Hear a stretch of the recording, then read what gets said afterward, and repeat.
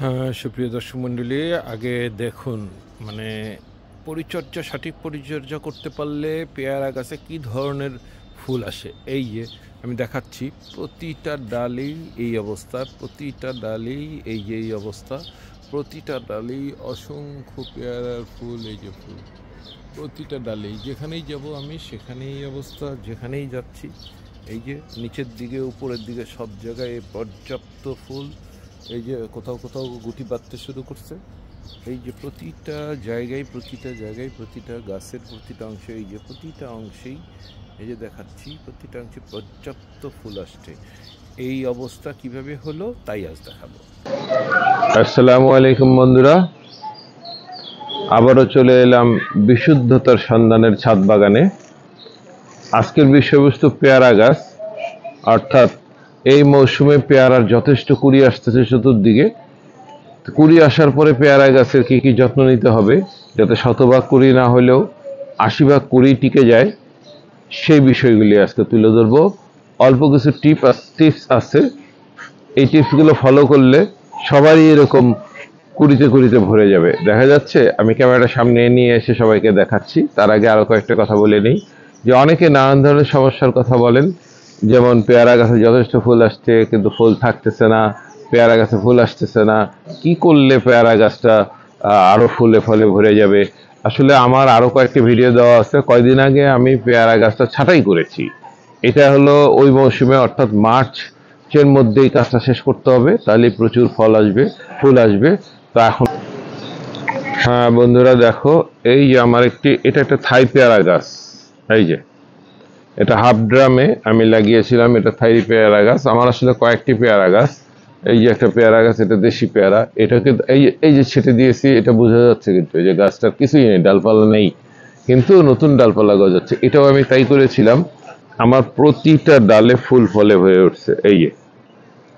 এই যে দেখো ফুল, এই যে ফুল, এই যে ফুল, প্রত্যেকটা ডাল ভরে আছে। কিছু ফুল ফুটে গেছে, কিছু ফুল ফোটার অপেক্ষায় আছে। এই যে প্রতিটা ডালে অসংখ্য, যেখানে আমি ধরবো সেখানেই সেখানেই অসংখ্য ফুল। এই দেখো অসংখ্য ফুল, দেখো এই যে প্রত্যেকটা ডাল আমার ফুলে ফুলে ভরে আছে। এই যে ফুল আসছে, এগুলি ফোটার অপেক্ষায় আছে। এই যে কিছু কিছু ফুটে গেছে। প্রত্যেকটা সারা গাছেই, এই যে সারা গাছেই অবস্থা, প্রত্যেকটা জায়গায়, প্রত্যেকটা। আমি গাছটাকে একদম ছেটে দিয়েছিলাম, এই যে লক্ষ্য করো, এই যে এখানে এই যে গাছটা একদম ডাল আমি কেটে দিছি, এই যে ডাল, কাটা ডাল। তারপর আরো দেখাই, এই যে প্রত্যেকটা ডাল, এই যে ডাল, এই যে ডালের কাটা অংশ দেখতেই পাচ্ছ, প্রত্যেকটা ডাল এভাবে আমি ছেটে দিয়েছিলাম। এই যে দেখো ডাল এই পর্যন্ত শেষ, এখানে এই যে শেষ, আমি কেটে দিয়েছিলাম। এরকম এই গাছটা পুরোটা আমি এইভাবে ছেটে দিয়েছি। ছেটে দেওয়ার পরে আজকে যেই পরিমাণ ফুল আসছে, এইটা দেখলেই সবার মন ভরে যাবে। তোমরা যখন এই কাজটা করবা, এই প্রুনিং বলো বা ডাল ছাঁটা বলো, যেটাই করো সেটা করবা, তখন দেখবা যখন ফুল আসবে। এবং ছাঁটার পরে কিছু কাজ আছে আমার, সেই ভিডিওতে আমি দেখাই দিছি ডাল ছাঁটার পরে কি করতে হবে, কি ধরনের খাবার দিতে হবে। আমি এখানেও চেষ্টা করব সেটা খাবারের লিঙ্কটা দিয়ে দিতে, তো তোমরা দেখে নিও এগুলো, যে কি পরিমাণ ডাল, কি পরিমাণ গাছ, কি পরিমাণ ফল ফুল আসছে। এবং এটা গত বছর আমাকে এত ফল দিয়েছে যে শেষ পর্যন্ত কিছু ডাল ভেঙে পড়ে গেছিল। কারণ এই যে দেখো, একটা জিনিস দেখাই, এই যে এই ছোট্ট ডালটার মধ্যে কয়টা পেয়ারা, একটা দুইটা তিনটা চারটা পাঁচটা ছটা সাতটা, এখানে দেখতে সাতটা।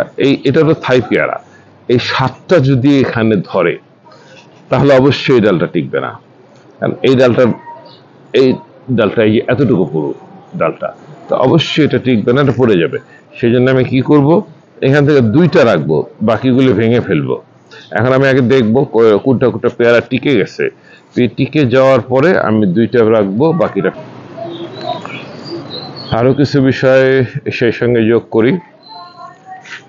এই যে পেয়ারা গাছটা ছাঁটার পরে যে ফুলগুলো আসলো, এই ফুলগুলো আসার পরে এখন কি পরিচর্যা, এখন এটাতে খেয়াল রাখতে হবে প্রথমত যেন কখনোই গাছের গোড়া শুষ্ক না হয়। এই যে হ্যাঁ বন্ধুরা, যেটা বলতেছিলাম, আমি এই গাছগুলিতে মালচিং করে রাখি। এই যে মালচিং করা, গাছের পাতা দিয়ে আমি মালচিং করি, কারণ এই পাতাগুলো কখনো পচে আবার সার হয়ে যাবে, আর যতক্ষণ দিন থাকলো ততক্ষণ আমি যখনই পাতা শর্ট হয়ে যায়, কমে যায়, তখনই আবার মালচিং করে দিই আর নতুন পাতা দিয়ে। দেখো ভিতরে ভিজা একটু ভেজা ভাব আছে, যে মাটিটা একটু ভেজা ভাব, এরকম ভেজা ভাব থাকতে হবে। এই যে এরকম ভেজা ভাব যেন থাকে, যদি ভেজা ভাবটা না থাকে, এই যে আমার পুরোটাই কিন্তু এই যে দেখো মাটির কালারটা দেখো, এরকম কালার থাকবে, এরকম ভেজা ভাব, সাদা হয়ে না যায়। কারণ সাদা হয়ে গেলেই এই যে ফুলগুলো আসছে, এই ফুলগুলো কিন্তু ঝরে যাওয়ার সম্ভাবনা থাকবে। এবং গাছের পাতাগুলো যদি কখনো খেয়াল করো যে পাতাগুলো একদম আগা এটা হেলে পড়ছে কোনো কারণে, এই যে এই মাথাগুলো যদি হেলে পড়ে, কখনো বেঁকে যায়, তাহলে বুঝতে হবে যে গাছের যথেষ্ট পানির দরকার আছে। এবং পেয়ারা গাছ যথেষ্ট পানি পছন্দ করে বিধায় এটাকে পানি ভরে দিতে হবে, পানিটা ভরে দিতে হবে, দিয়ে যাতে প্রত্যেকটা শিকড় পর্যন্ত নিচ দিয়ে যেন পড়ে যায় সেটা খেয়াল রাখতে হবে। তা প্রথম টিপস যেটা বললাম আমি, যে পানি পর্যাপ্ত দিতে হবে, পানি যেন আবার আটকে না থাকে এটা খেয়াল রাখতে হবে, পানি পর্যাপ্ত দিতে হবে। পর্যাপ্ত পানি দেওয়ার পরে এরপরে কি করব আমরা, এ সময় আমরা কিছু খাবার দিব। কি খাবার দিব? আমি অর্গানিক খাবার ব্যবহার করি, আমি রাসায়নিক খাবার ব্যবহার করি না। রাসায়নিক খাবার যারা ব্যবহার করতে চাও তারা ব্যবহার করতে পারো, আর আমি অর্গানিক খাবার ব্যবহার করি, সেই জন্য আমি নিজে তৈরি করি এই খাবারগুলো। লিঙ্কটাও দিয়ে দিব, তোমরা দেখে নিবে। এরপরে যখন কাজ কি, এরপরে যখন এই পেয়ারাটা একটা গুটি বাঁধবে, যেমন আমার কাছে কিন্তু এখন কোনো পেয়ারা নেই, কারণ আমি পুরোটা ছেড়ে দিয়েছিলাম, তখন ছেড়ে দেওয়া প্রচুর তখনও পেয়ারা ছিল। এটা কিন্তু প্রায় সারা বছরই পেয়ারা থাকে, এই থাই পেয়ারাগুলিতে প্রায় সারা বছরই পেয়ারা পাওয়া যায়। অর্থাৎ যে এখন যে ফুলটা আসছে, আমার কাছে কিন্তু এখনো পেয়ারা থাকতো, কিন্তু আমি পুরোটা ছেটে দিয়েছিলাম বিদায় আরও আমি পেয়ারাগুলো রাখিনি। মায়া করলে চলবে না, পেয়ারা রাখা যাবে না, ছেটে ফেলতে হবে, ছেটে ফেললেই এত পরিমাণ ফুল আসবে। তো যেটা বলতেছিলাম যে এই এই পেয়ারা আমি এখন থাকতো, কিন্তু থাকলো না কেন, আমি ছেটে ফেলেছি, তা দরকার নেই আমার সেই পেয়ারা। এখন নতুন যে পেয়ারাটা আসবে এইটা অন্তপক্ষে বেশ কয়েক মাস থাকবে, তারপরে আবার একটু গ্যাপ দিবে, তারপর আবার ফুল আসবে। অর্থাৎ বছরে দুইবার এসব গাছে ফুল আসে, তাতে দেখা যায় 7-8 মাস পেয়ারা পাওয়া যায়, হয়তো 2-3 মাস পাওয়া যায় না, যেমন ছেটে দেওয়ার পর থেকে 2-3 মাস পাওয়া যাবে না। এখন ফুল আসছে, এখন তো আমি 1 মাস 2 মাস পরে আবার পেয়েই যাব। তো যেটা বলতেছিলাম, এই ফুলগুলো, এই যে ফুলগুলো ফুটে গেছে, এই ফুলটা যখন একটা মার্বেলের আকৃতির ধারণ করবে, বিভিন্ন পেয়ারার বিভিন্ন সাইজ, যেমন আমরা পেয়ার সাইজ অনুযায়ী, যেমন এটা থাই পেয়ারা হতে অনেক বড় হয়, একটা অন্তপক্ষে 200 গ্রাম, 150-200 গ্রাম থেকে শুরু হয়, তার চেয়ে বেশি হয়। এই জন্য এটা একটু মার্বেলের চাম, একটা সাইজটা দেখাই দিই। হ্যাঁ, সবাই তো সাইজটা আন্দাজ করতে পারবে না। এই যে আমার এই গাছের সফেদা, এই যে সাইজটা, সফেদার এই যে সাইজটা দেখা যাচ্ছে, এরকম একটা সাইজ হইলে এই পেয়ারাটা, যদি দেশি পেয়ারা হয় তাহলে মার্বেলের পরিমাণ, এটা কিন্তু মার্বেলের চেয়ে একটু বড়, এই মার্বেলের চেয়ে একটু বড় যখন হবে এই পেয়ারাটা, তখনই কিন্তু এটাতে হয় কীটনাশক প্রয়োগ, অথবা আমাদের অর্গানিক কীটনাশক আমার চ্যানেলে দেওয়া আছে। অর্গানিক কীটনাশক আমি কিভাবে তৈরি করি এটা দেওয়া থাকে, অর্গানিক কীটনাশক, অথবা সবচাইতে ভালো পদ্ধতি এটা পলি দিয়ে বেঁধে দেওয়া। পলি দিয়ে কিভাবে বাঁধবে সেটা তো এখন আমি দেখাইতে পারতেছি না, কিন্তু আমি অন্য একটা গাছে বাঁধা আছে সেটা দেখিয়ে দিচ্ছি। এই যে সফেদা গাছে আমি এইভাবে বেঁধে দিচ্ছি, এইভাবে বাঁধলেই হবে, একটু ঢিলা ঢালা করে পলি দিয়ে এভাবে বেঁধে দিতে হবে, এভাবে বাঁধলেই চলবে ঢিলা ঢালা করে। তো পলি দিয়ে এভাবে তখন যদি বাঁধো তাইলে আর পোকার আক্রমণ হবে না। আমাদের দেশে অর্গানিক পোকা নিধনের বিভিন্ন পদ্ধতি আছে, এটা যেসব দোকানে বিভিন্ন অনলাইনে দেওয়া থাকে বিভিন্ন ধরনের, সেই পদ্ধতিগুলিও অবলম্বন করতে পারো সবাই, সেটাও ভালো। সেই পদ্ধতিগুলিও ভালো, খারাপ না, সবগুলো ওইভাবেও পোকা নিধন করা যায়, যথেষ্ট ভালো পদ্ধতির অর্গানিকভাবে, তাহলে কোনো কীটনাশক প্রয়োগ করতে হইল না। আর যদি অর্গানিক কীটনাশক প্রয়োগ করো সেটাও ভালো, তবে এই পেয়ারা গাছে আসলে অর্গানিক কীটনাশক প্রয়োগ করে দমানোটা কঠিন হয়ে যায়, কারণ এই মাছি পোকাটা খুব বিপজ্জনক, এটা ছিদ্র করে ভিতরে ডিম পারে। এই জন্য সবচেয়ে ভালো পলি করা, কালার ভালো হয়, আকৃতি ভালো হয়, দেখতে ভালো হয়, পলি করলে সবচেয়ে সুন্দর হয়। পলি না করলে একটু অনেক সময় দাগ পরে, পোকারা চেষ্টা করে আক্রমণ করার, তো পলি করাই সবচেয়ে ভালো। বাজারে দেখবে সবাই যে থাই পেয়ারা বিশেষ করে বিক্রি হচ্ছে, যেখানে তারা সবগুলি পলি করা থাকে, পলি করাই সবচেয়ে ভালো পদ্ধতি। আরও যদি না অসংখ্য যখন হয় তখন অনেকে হয়তো ছাদ বাগানিরা পলি করতে চায় না, পলি করে ফেলবা। পলি সবচেয়ে ভালো। অর্গানিক কীটনাশক বা রাসায়নিক কীটনাশক প্রয়োগ করা তো ঠিক না। রাসায়নিক কীটনাশক প্রয়োগ করলে আসলে আমরা পরবর্তীতে এফেক্টেড হই। তো সেই জন্য অর্গানিক কীটনাশক প্রয়োগ করা ভালো। আর পেয়ারার ক্ষেত্রে অর্গানিক কীটনাশক আসলে শতভাগ কার্যকরী না, দেখা যায় 50-60 ভাগ টিকে, বাকিটা আবার পোকায় ধরে যায়। তাই এটা পলি করাই সবচেয়ে উত্তম। বন্ধুরা, এবার এসে যাক কি ধরনের গাছ এখানে লাগাবে। কলম করা বা গ্রাফটেড যেসব গাছ, সেগুলি পেয়ারা গাছ লাগাইলে খুব তাড়াতাড়ি ফল হয়, অর্থাৎ তুমি আনলে 6 মাসের মধ্যে ফল ধরা শুরু করবে।